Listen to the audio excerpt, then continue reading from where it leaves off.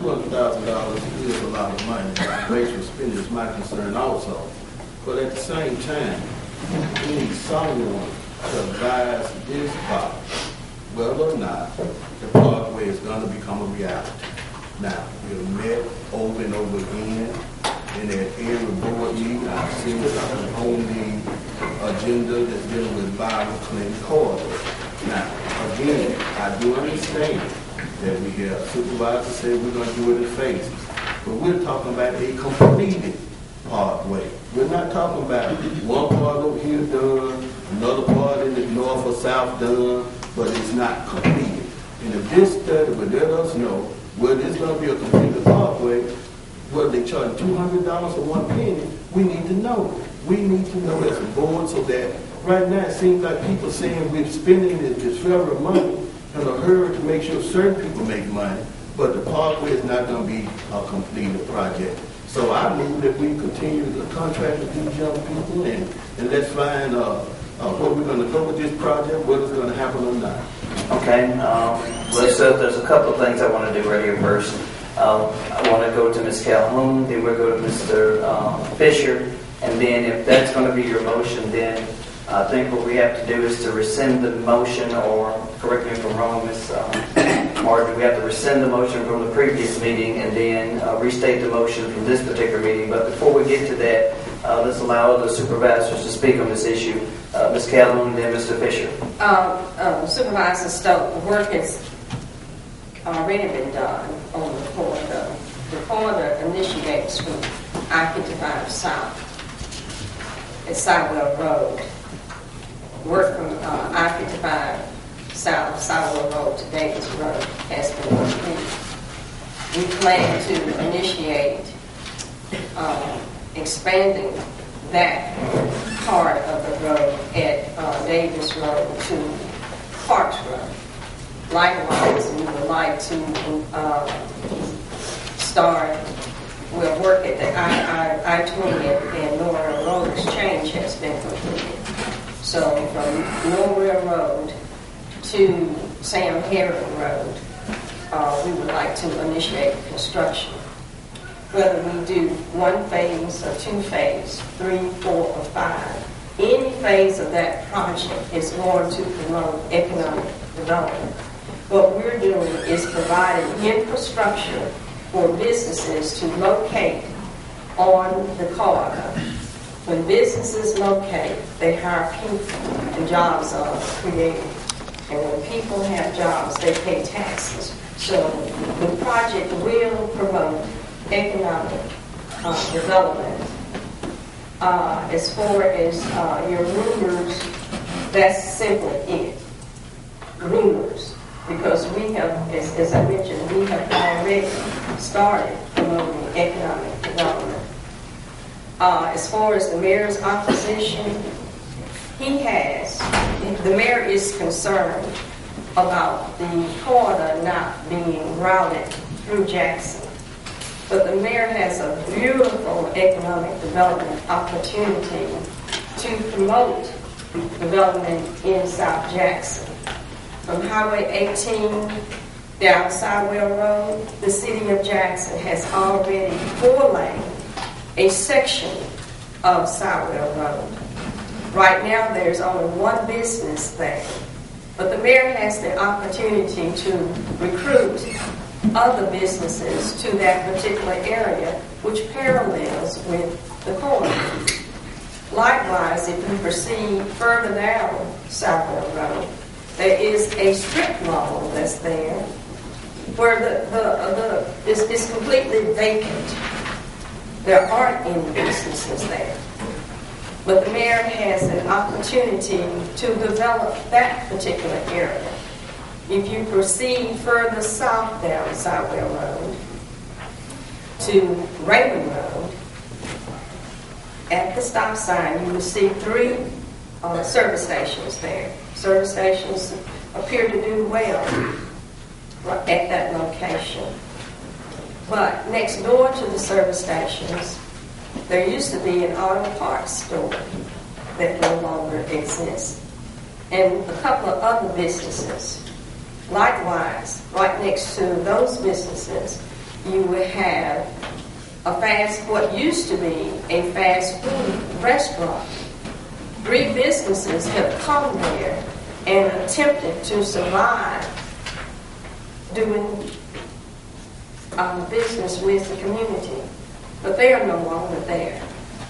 If the mayor is interested in developing the South Jackson area, he already has the existing infrastructure to do likewise, rather than come to Hinds County and try to dictate to us what we should and should not do. Every project that the city of Jackson has come to this county and presented to this board, we have worked with the city of Jackson, whether it be providing tax abatements, tips, or whatever. Let me just say, we have worked with the city of Jackson. So the excuse is that we are hampering economic development is totally an excuse. Okay. I'm sorry, go ahead.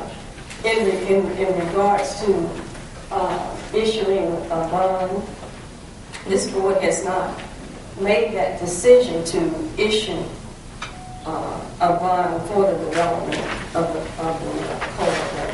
So again, that's an invalid excuse. The mayor opposes the corridor for a number of reasons. When we attempted to discuss working cooperatively with the city of Jackson for water and wastewater improvements, the mayor said absolutely no. However, the mayor, the city of Jackson, provide water and wastewater services to the counties of Madison and Rankin. As a matter of fact, the city is currently negotiating the renewal of the contract with Madison. The mayor appears not to have any problems helping to sustain the quality of life for other counties, but yet he has a problem in working with Hinds County, in which the city of Jackson is located in Hinds County. The mayor also talked about, well, the residents of Jackson will just move into the unincorporated areas of Hinds County. Residents moving into the suburbs is a national trend. All across this United States, residents, citizens have chosen to move to the suburbs. And even now, they are moving further out from the suburban areas. So again, that's an excuse. Citizens have been moving from Jackson for a number of years, ever since 2000. The 2000 census reflected movement of citizens into the suburbs. Jackson lost, during that time, I believe, over 10,000 people. And even with the 2010 census, Jackson has lost a considerable number of citizens. But that's not the fault of the county. I think the mayor should take a look and working within, I won't say what I want to say, but within all of the economic development opportunities that he has in the city of Jackson. There is the Highway 80 corridor, and the city is moving forward with redeveloping and revitalizing the corridor. So I would suggest that energies be placed on that redevelopment. And I, for one, would support the mayor, the city council, and the citizens of Jackson with that revitalization. As a matter of fact, I've been meeting with some of the businesses over there on Highway 80. It was in a meeting last Thursday morning over there on Highway 80. Some of the businesses are very conscientious about staying. I hear requests the mayor, Councilman Stokes, Supervisor Stokes, and you know that I have requested the mayor to work with the county instead of opposing, work with us so that the city of Jackson and Hinds County can do something to really make Hinds County one of the greatest counties in this state. We are the capital county, and there should not be any reason why the two entities, county and city, cannot work together. Okay, let me go to Mr. Fisher, and then we'll go back to Mr. Stokes. This whole issue of whether or not the road is going to be built is, I think, a smokescreen. The road is going to be built. The process has already started. The monies are in place. We can complete either phase 1A or 2 with the monies we have now. The issue that we're looking at is merely $17 million additional funds to do either whichever phase 1A or 2 that we don't do originally. So the land is being purchased. The Sywell project has been, if not completed, is for all practical purposes completed. So worrying about whether or not this project is going to move forward or not, all projects of this type and size move forward in phases. Congress funds over years of time, not all at once. So I think that it's really a moot point. I'll also point out this discussion was held for many years prior to starting this. I can recall talks of this in the late 1980s, the Norrail exit and the project dying and coming back. It was discussed all through the 90s. I know I took part in meetings as a city alderman in Clinton and in the 2000s. So I too, and I just hope that the mayor has been misquoted on his opposition to this, because I believe that all votes rise with the water. What's good for Jackson is good for Hinds County. What's good for Hinds County is good for Jackson. Whether you directly or indirectly benefit from a particular project, we all benefit when something is done. So I think it's important that we continue to work together, and just as Hinds County is supporting to this point the Capitol Green project, the Highway 80 project, some other projects that were in town, the city of Jackson would also support this.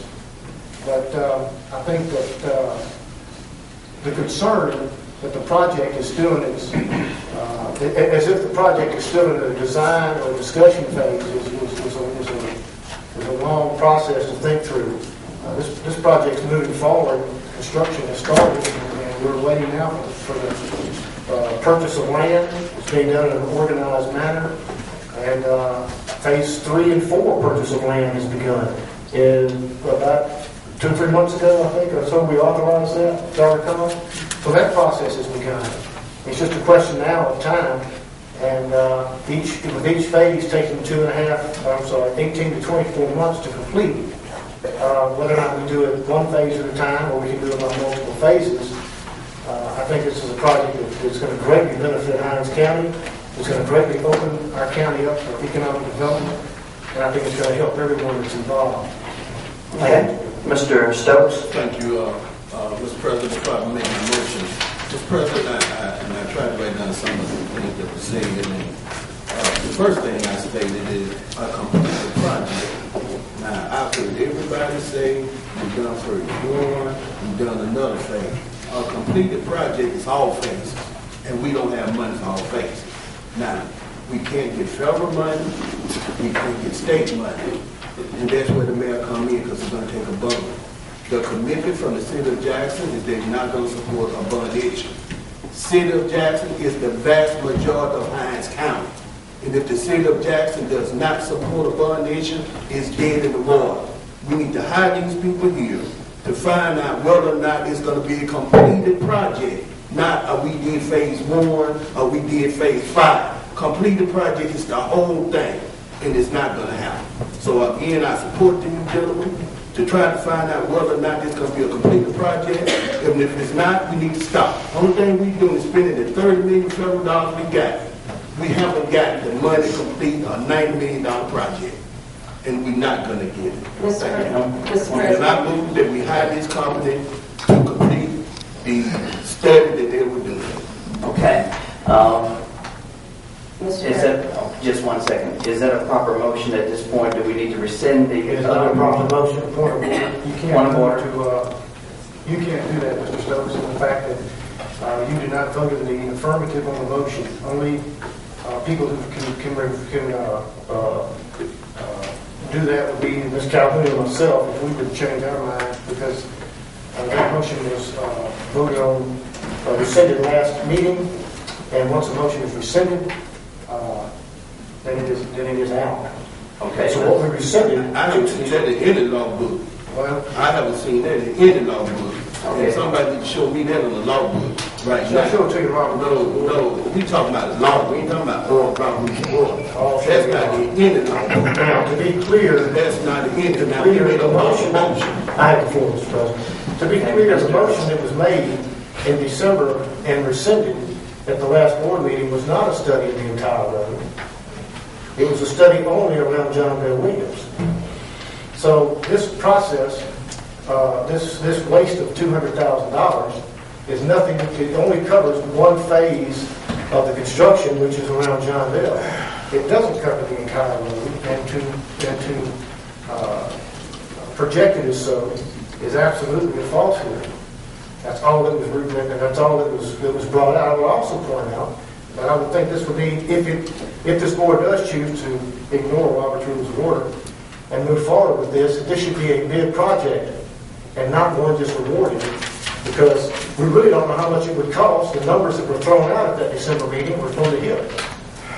Okay. And one of the two bodies involved in that, Wagner, wasn't even aware that they were going to be, that it was going to come up at the meeting, that they were going to be part of it.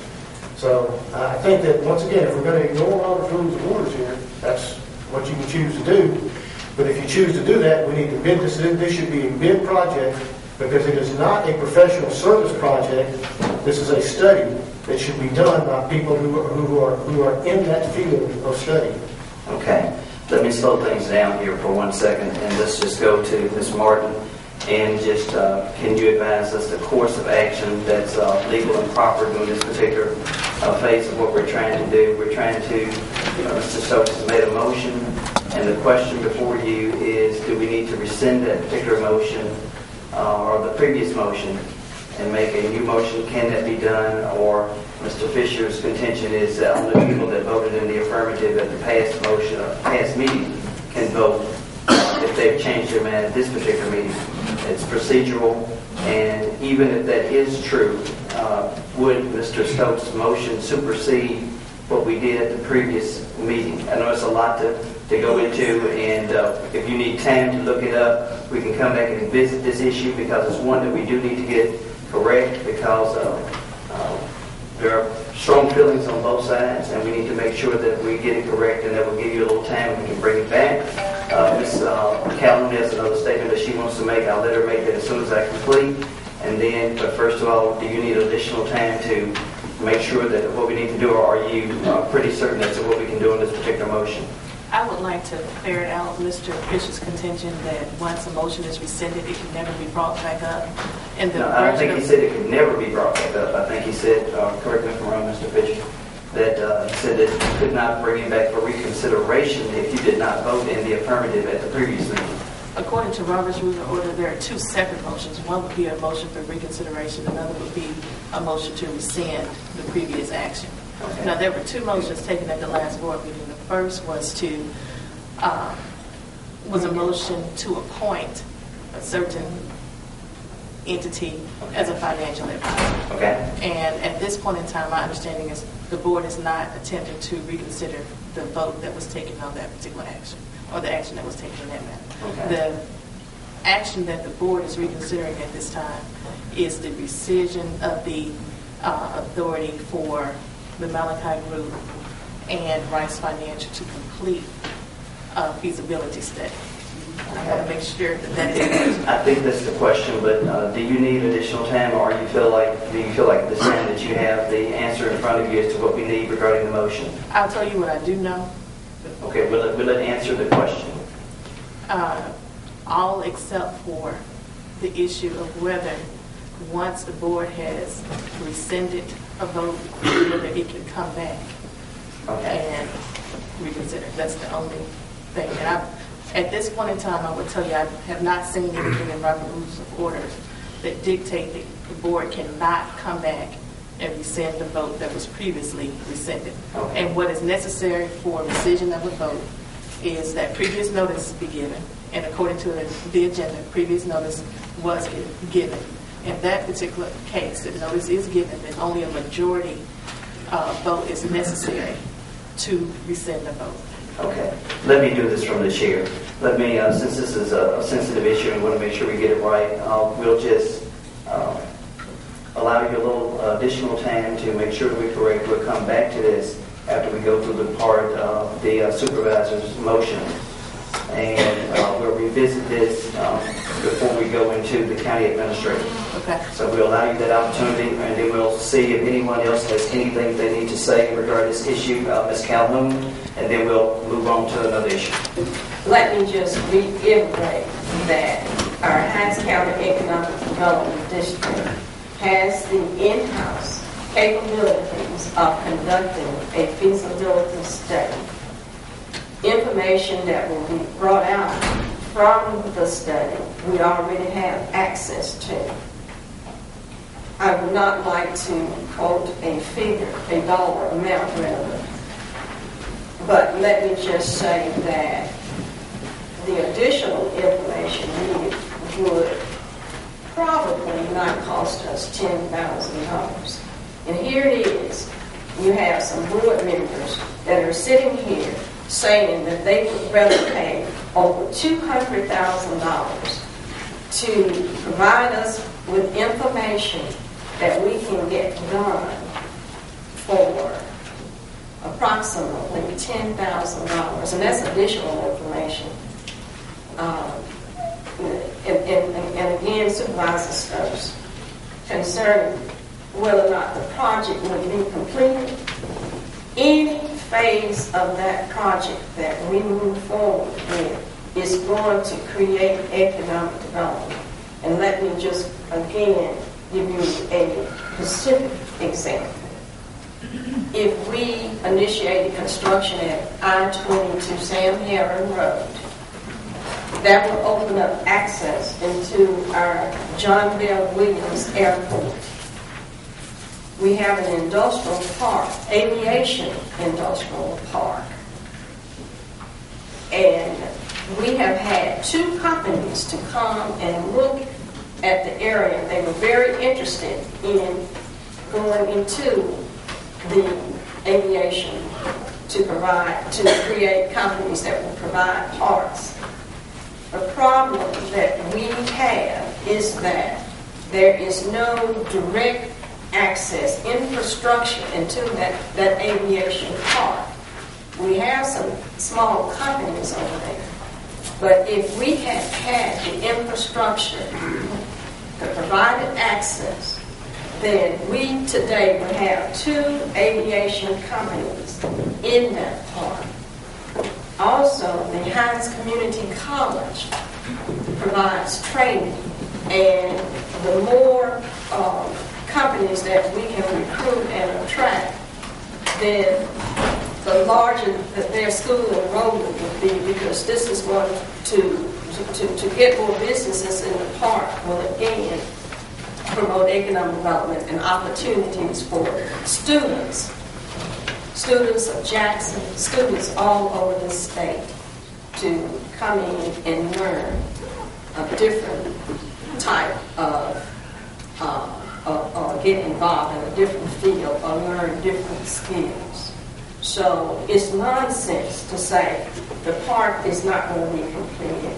It's nonsense to say that only one phase of development or two phases of development will not promote growth in Hinds County. We have a dwindling tax base, and this tax base has been dwindling ever since 2000. We have to do something to increase that tax base. And what do? You don't want to increase your tax base off the back of the citizens, burden the citizens with increased taxes. So the next best thing to do is to go out and create infrastructure so businesses will come. Create infrastructure where you would have residential growth and etc. Thank you very much, Ms. Calhoun. We will continue with the printed agenda. We will come back to this issue as soon as Mrs. Martin returns with the information that we need in order for us to make an informed decision. We'll now go to Supervisor Fisher, District 4. Thank you, Mr. Graham. I put a place on the agenda policies and procedures for the board supervisors meeting. I think every 4 years as we begin a new term, it's a good opportunity to review the way we do business and at our board meetings and the procedures that we use. So I asked Ms. Davis and Ms. Martin, our attorney, and to meet with me, and we talked about some thoughts and ideas that we sent out to the board for your review. I think and I'll let Ms. Davis talk in more detail on it, but one of the key things is in the past we had a verbal request that all instruments that are to come in front of the board be presented prior to the board meeting and not handed to us during the board meeting. That's worked some, it hasn't worked in other places. This would require 10 days prior to the board meeting to have all the information turned into the board in exactly what you plan to do in order to allow a legal process to review. It also provides, in the event of emergencies, for example, a legal case that may pop up or some other quick fire thing that has to be done because of a grant, it does allow that to come into play and to be introduced. But I think overall this will allow the attorney more time to review the documents and certainly assure that we have an opportunity to have them all when we come into the meeting without having to call people and try to drum them up ourselves. It also allows for a presentation time for the board members from 8 o'clock in the morning till 9 o'clock so that they can make presentations to people, and then those presentations will be recorded in our minutes. Unless, of course, there's something of a state or national recognition that would go on that we would want to have a person honored. For example, I'm just thinking off the top of my head, a recognition by Congress of the President, a #1 song, some idea of winning some national contest, being awarded an art award by the governor or the House of Representatives, the Mississippi legislature, something along that line. But otherwise, we would do it from 8 to 9 in the morning. The intent of this is solely to make our meetings more efficient, to make them move faster, so that those who join us in these meetings will not have their time spent waiting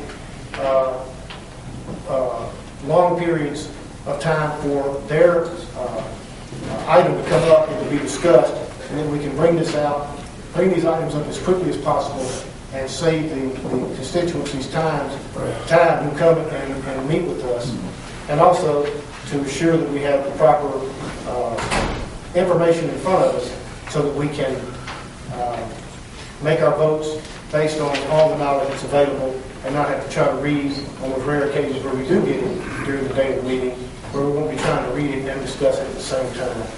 So having sent that out to y'all over a week ago, I will present that in the form of a motion that we adopt that, and I'll also open the floor to Ms. Davis for any comments that she has. And representing, since Ms. Martin has left the room, Ms. Martin also, representing Ms. Martin, because she put a lot of time, effort, and work into this and can get into details and questions about it. Okay, let me go to the motion first, and then we'll do that under discussion. Mr. Stubbs, yes. Could we hold this item, Mr. President, at least to the next meeting? I got a copy of it, and some portions of it I think are excellent, and they're thought out. Some we need to kind of work on. In it stated that the county administrator was going to contact different members of the board, and I haven't been contacted. Again, a lot of it I would want to support, and I would like to talk to the Supervisor Fisher, but if we'll hold it at least in the first meeting in April, and give us enough time to work through everything. And I won't be here in the next March meeting. I'm invited to go to Tallahassee, Florida, or Gainesville, Florida, where the senior federal judge is taking city status. So I'll be on the road, and it gives us enough time to talk to Supervisor Fisher, and again, we received a memo from the legal department, Ms. Wise, and saying that if she had more help, a lot of this could be done in a better manner. So I think we need to include looking at Ms. Wise' offices, the help that she needs.